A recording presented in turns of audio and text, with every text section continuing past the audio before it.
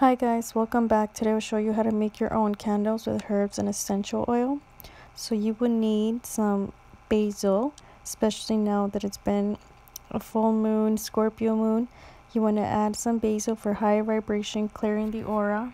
This is the perfect timing to do a ritual with your candles, especially that it's a full moon.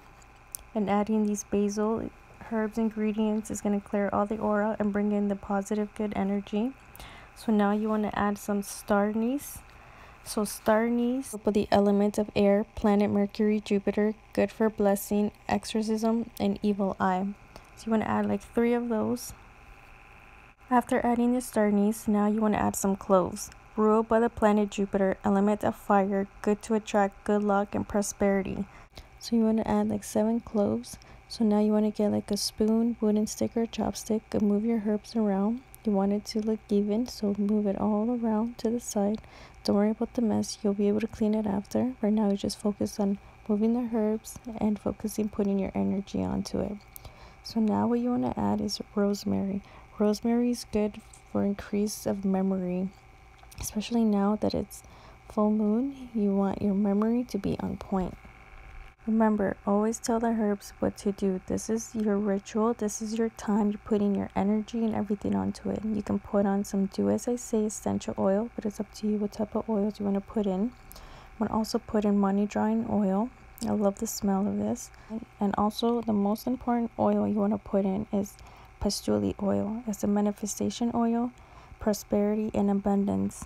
So this oil will definitely go with one of the rituals that you're doing right now with the full moon. And don't forget your petition. The most important part as well, you get sight, smell, and sound. So you saying it out loud, you're manifesting, you visualizing, and you smelling these aroma fragrance that you've made with this candle.